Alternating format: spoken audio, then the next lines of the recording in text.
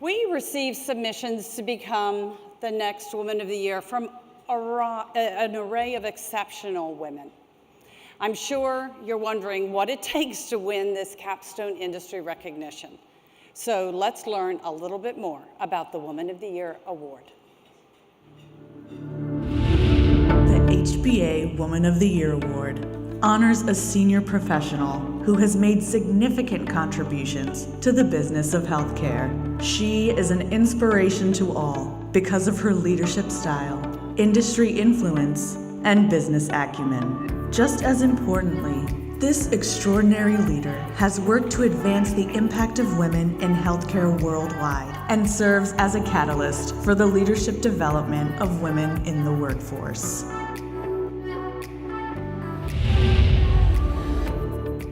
Here to introduce our 2019 Woman of the Year is CEO of Omnicom Health Group, Ed Wise.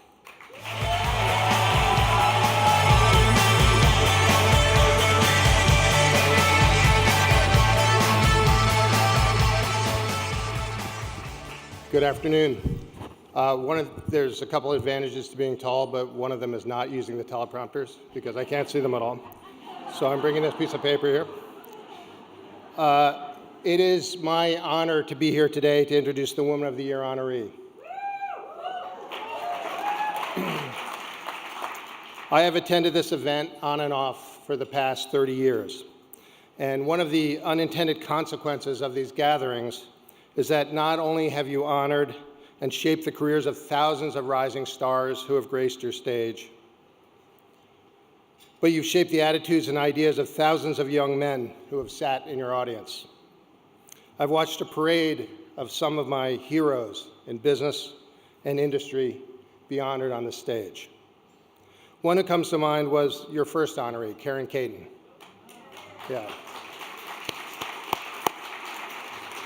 Previous president of Pfizer and someone I greatly admired. What I have seen and heard in this room has shaped the way I've led companies. It has shaped my thinking and opened my mind. And I could say this with the confidence of historical context, that you have continued to successfully challenge and change this industry so much for the better. And I think we all agree you must continue to do this.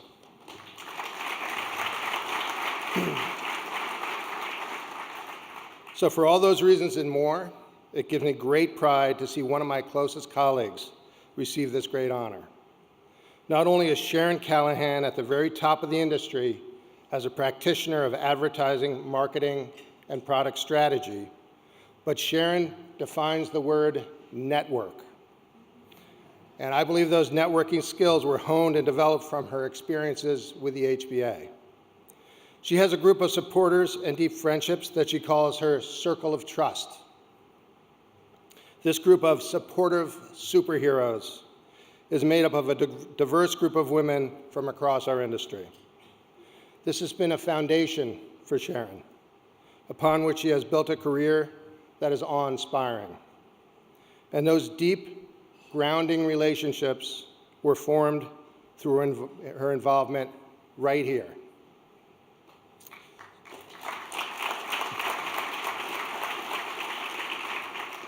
So while Sharon is being honored here on this one day, I honestly believe her career honors the mission of this organization every day.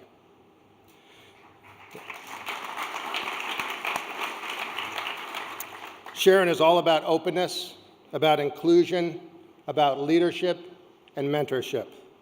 And I am so incredibly proud that she is being honored as the 2019 HBA Woman of the Year. Join me in taking a look at this.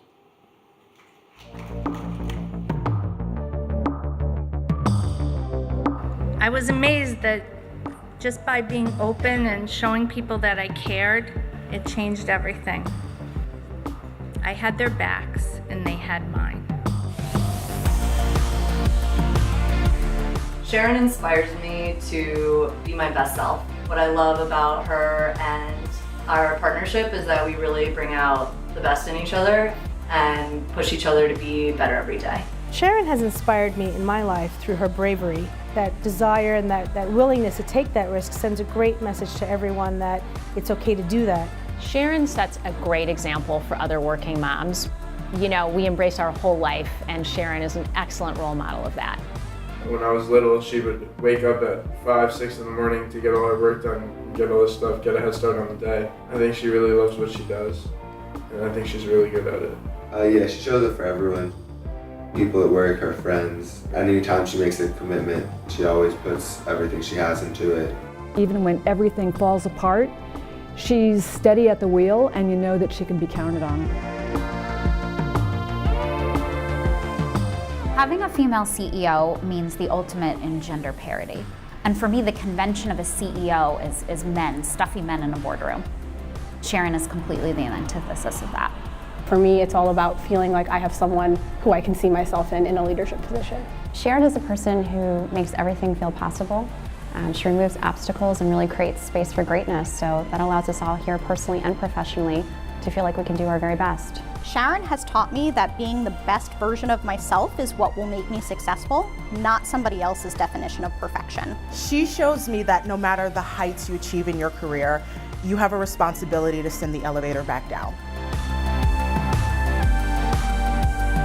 Sharon deserves the HBA Woman of the Year award because every day she wakes up and she does the things that most people just dream of doing.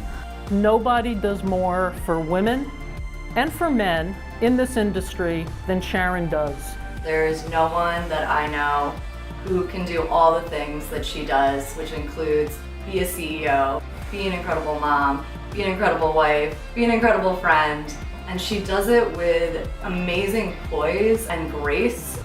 Congratulations, Sharon, on winning the HBA Women of the Year award. Congratulations, Sharon. Congratulations, Sharon. Congratulations, Sharon. You're the HBA Woman of the Year! Yay! Congratulations on the Woman of the Year. I love you, you're the bomb. Congratulations, babe, on the Woman of the Year and the woman of my life. Congratulations, Sharon, on winning the HBA Woman of the Year. Yes!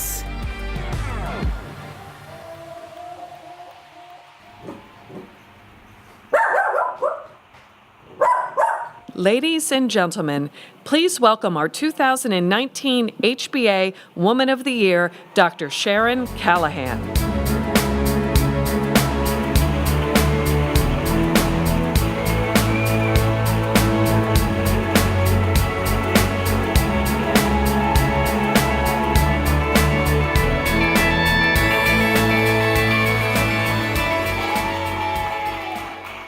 You know, I have a good piece of advice. If you're ever HBA Woman of the Year, make them let you watch that video before. Thank you.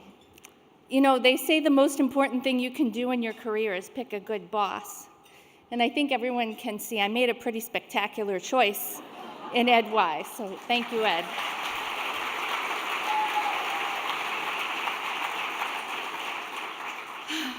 Taryn and Peter, thank you for your beautiful words today. And Taryn, you nailed it. I feel very, very lucky to share the day with both of you. Thank you very much. And all these rising stars and luminaries, amazing. It's like the solar system is here today. You're lighting up the room. And especially our own Sarah Muiweir and Jenny Woodward, congratulations.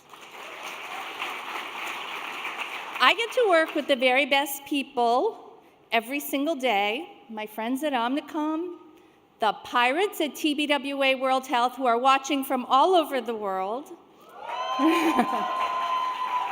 and the independent and brilliantly connected Omnicom Health Group companies that are here in full force today. I thank you, thank you, thank you for all of your commitment and loyalty.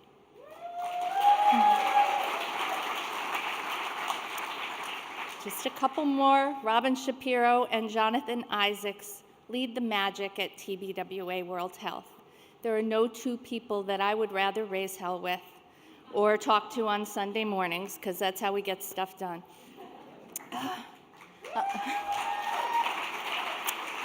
I'm so lucky to have my close friends and my wonderful family here today. I want to thank my cousins, Polly, Ellen, and Jeff, for coming here, and my in-laws, Cal and Sam.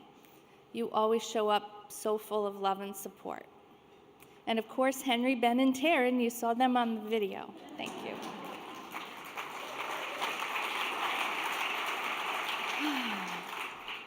So as you prepare for a day like this, you reflect.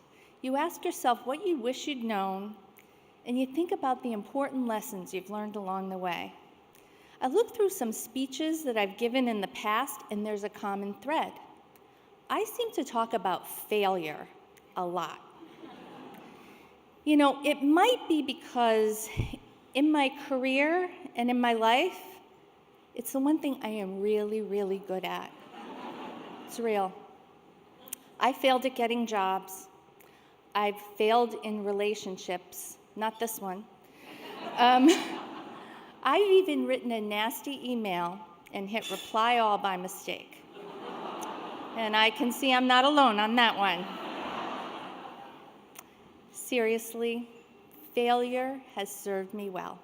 It's been my most important teacher and my biggest motivator. If I had never failed, I wouldn't know what success really is. So as I started to write another failure and lessons learned speech for all of you today, I realized that it's a default. I default there because I'm much more comfortable talking about my own shortcomings than I am about the impact I have or the strengths that I bring. I think that's because I was raised to be humble. Probably a lot of us were, right? You're not supposed to be ambitious and driven. You're not supposed to talk about what you've accomplished. But when you don't do that, you're invisible. When we focus more on what we need to improve rather than how good we already are, then we don't leave any room to celebrate all the things that we have a right to be proud of.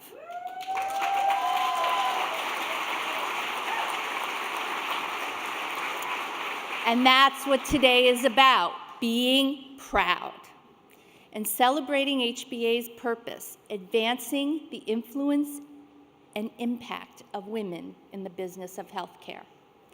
So fueled by the many lessons I've learned from failure, I'm going to try something new. And I'm going to tell you my story today through the lens of success. Because one of the best things women can do for each other is stand up and take pride in each other's moments of success. When we celebrate each other, we're stronger, we're more connected, and we are a powerful force for change. So let's start in 1995. I was about 10 years into my career, and I decided that it was time to start a family.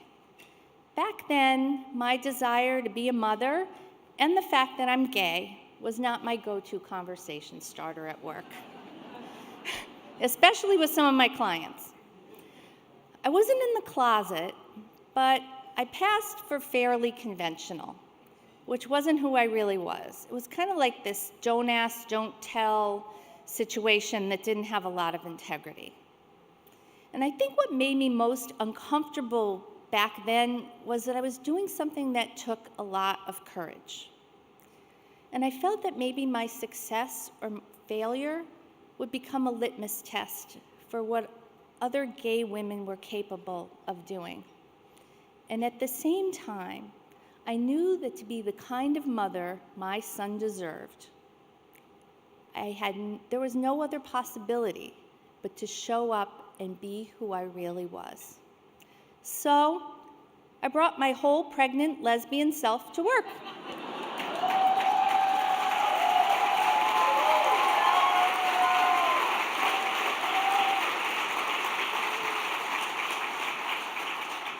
And people were happy for me, just like you are now.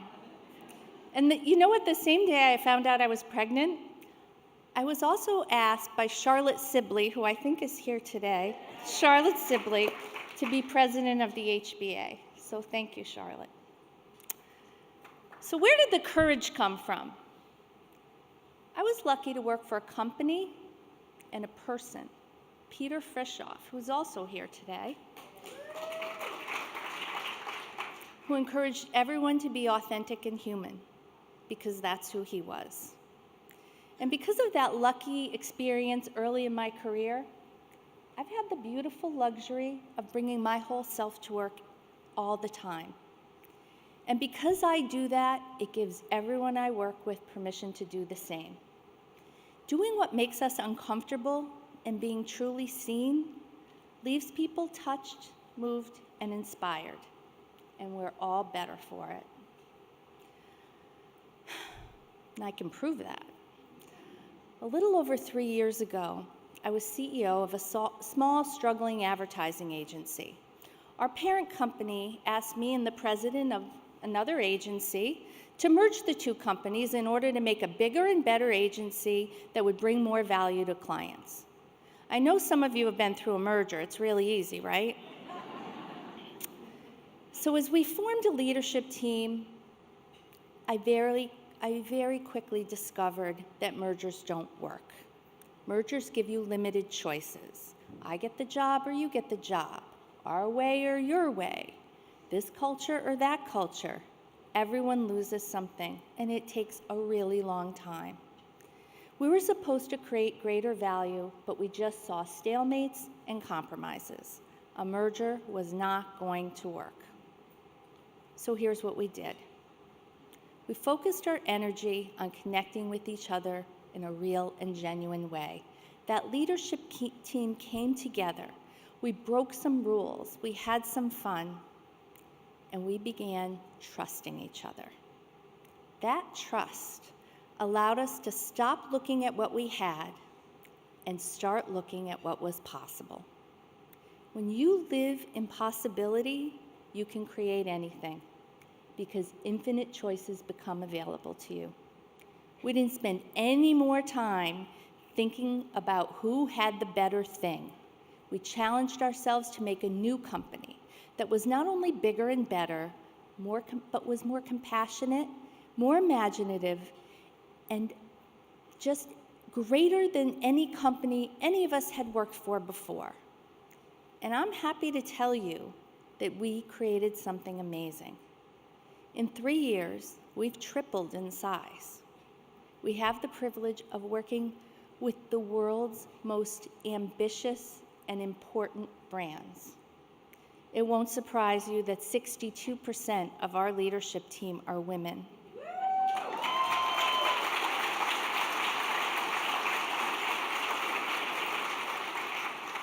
We're authentic, we do good, we raise hell, and just last month, Medical Advertising News named us Agency of the Year.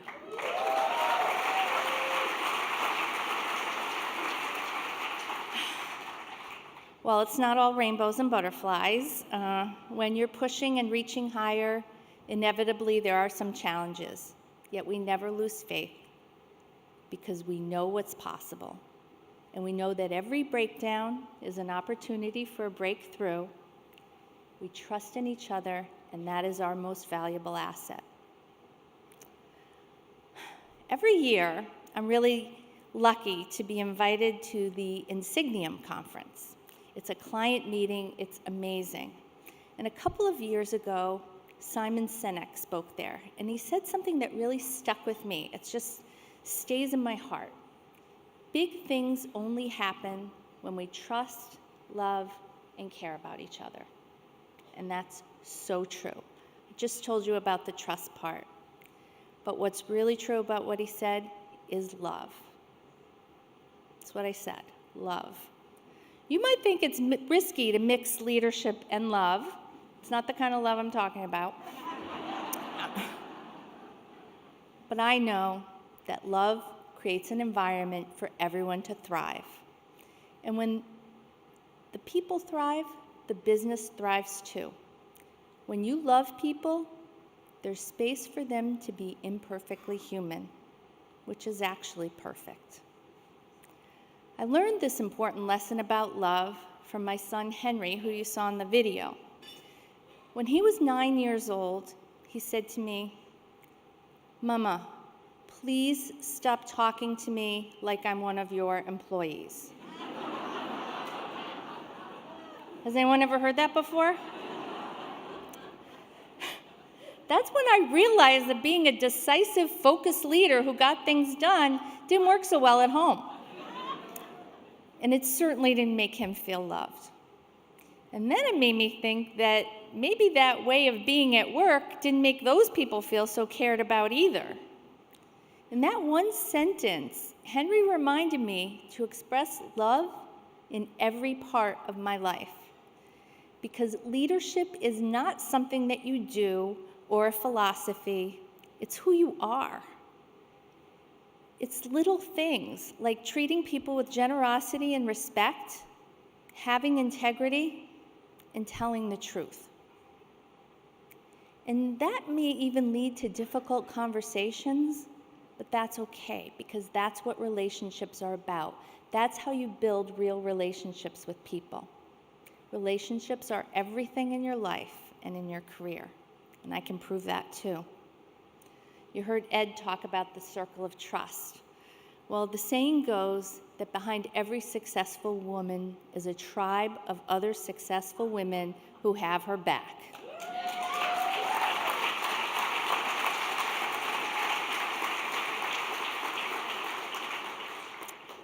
Several years ago, my very, very close friend, Charlene Prunis, who I met through the HBA, we served together as president and president-elect twice. She asked me if I'd like to join an informal group of successful women in our industry who are interested in supporting, motivating, and pushing each other to be even more successful. What was I going to say? No? Of course. It started out with some dinners. We got together and we talked about what we were excited about and what we were struggling with. Really simple. We talked about work, friendships, relationships, our families, everything. And no matter what we were talking about, there was no judgment. We started calling ourselves the Circle of Trust.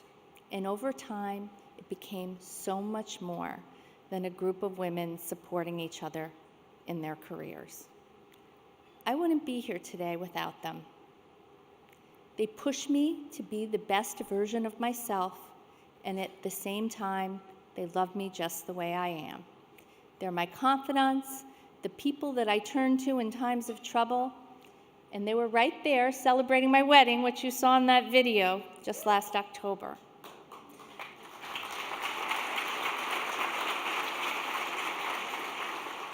And of course, they're here today. We're bound by enormous affection, and that's obvious. But the other thing that brings us together is our shared experience of working in this industry, which we love and we're incredibly, incredibly proud of. When women support each other, we become more confident.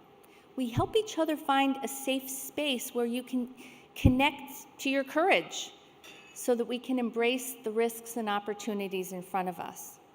So you may be thinking, okay, Sharon, that's great for you. They have that circle of trust, but I don't have that. How do I get it?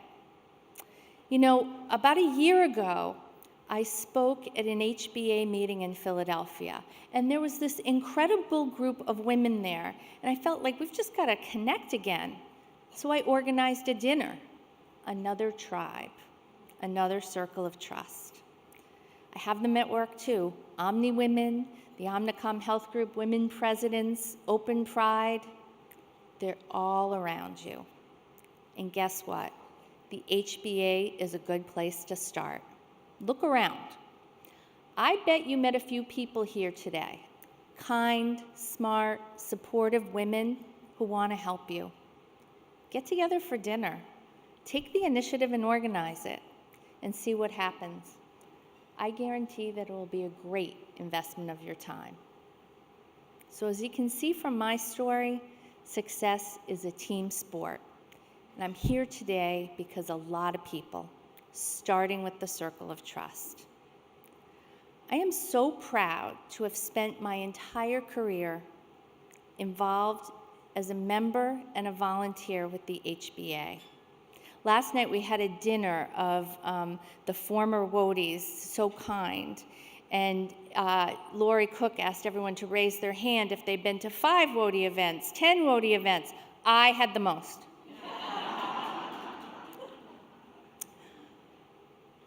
Anyway, these women of the year that have come before me, and I can see you all sitting here, I'm really humbled to be a part of your tribe now. Thank you.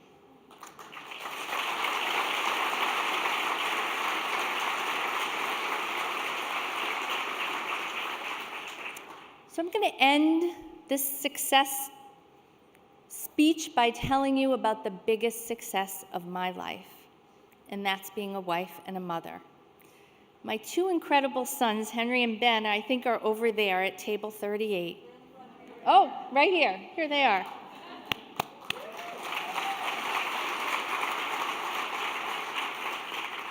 They're all grown up now.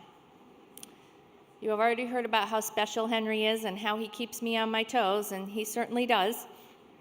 Ben is a basketball player who reminds me every day how important hard work is. But you also remind me that hard work is great, but it's what's in your heart that makes the difference. Thank you.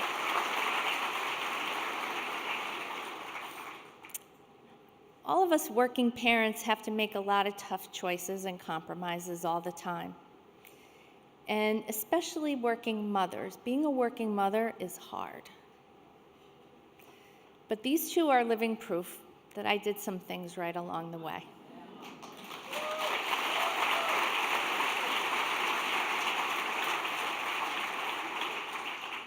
And finally, I became a wife for the very first time just 7 months ago. It's a privilege that was unimaginable when I was early in my career, really almost for my entire life. And it's only been possible in the last few years.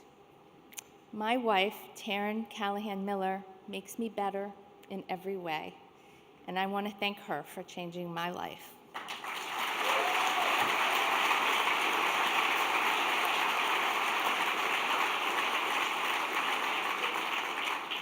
So thank you all. I am tremendously honored and moved. Now go find your tribe, celebrate them, be who you are, see what's possible, and lead with love. Thank you.